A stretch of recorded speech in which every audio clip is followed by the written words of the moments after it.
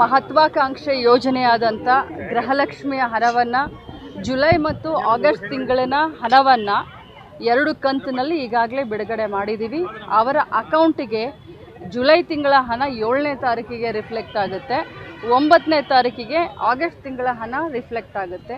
ಸುಮಾರು 5,000 ಕೋಟಿ ಹಣವನ್ನು ಈಗಾಗಲೇ ಹಾಕಿ ಬಂದಿದ್ದೀನಿ. ಸೊ 2,500 ಕೋಟಿ ಹಣ ಒಂದು ತಿಂಗಳಿಗೆ, ಇನ್ನು 2,500 ಕೋಟಿ ಹಣ ಇನ್ನೊಂದು ತಿಂಗಳಿಗೆ. ಸೊ ಜುಲೈ ಮತ್ತು ಆಗಸ್ಟ್ 4,000 ಹಣವನ್ನು 1,22,00,000 ಗೃಹಲಕ್ಷ್ಮಿಗಳ ಅಕೌಂಟಿಗೆ ಈಗಾಗಲೇ ಬಿಡುಗಡೆ ಮಾಡಿದ್ದೀವಿ. 7 ಮತ್ತು 9ಕ್ಕೆ ಅವ್ರಿಗೆ ಅದು ತಲುಪುತ್ತೆ.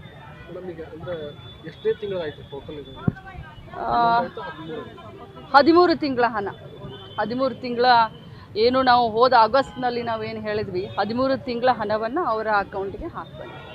ನಿನ್ನೆ ಟಿ ರಾಜು ಅವರನ್ನು ಬೆಳಗಾವಿ ಜಿಲ್ಲೆಯ ಪ್ರಮುಖ 2 ಸಚಿವರಿದ್ದಾರೆ, ಅವ್ರ ಪೈಕಿ ಒಬ್ಬರು ಭೂ ದಾಖಲೆ ಇದೆ, ಭೂ ಹಗರಣ ಮಾಡಿದ್ದಾರೆ, ಅವರು ದಾಖಲೆಗಳನ್ನು ಬಿಡುಗಡೆ ಮಾಡಿದ್ದಾರೆ.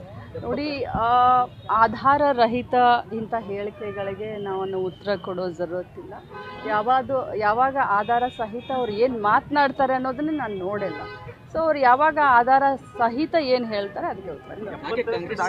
ಕಲೆಕ್ಟ್ ಮಾಡಿದ್ದೀವಿ ನೋಡಿ, ಇದು ಬಹಳಷ್ಟು ಪ್ರೀಮೆಚ್ಯೂರ್ ಆಗುತ್ತೆ.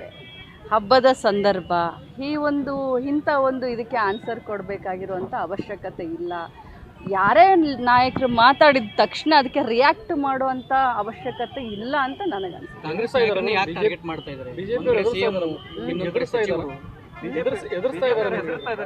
ಯಾರಿಗೂ ಹೆದರೋದು, ಬಗ್ಗೋದು, ಜಗ್ಗೋದು ಇಲ್ಲ ಅಂತ ನಾನು ಹೇಳಿದ್ದೀನಿ, ನಮ್ಮ ಮುಖ್ಯಮಂತ್ರಿಗಳು ಹೇಳಿದ್ದಾರೆ.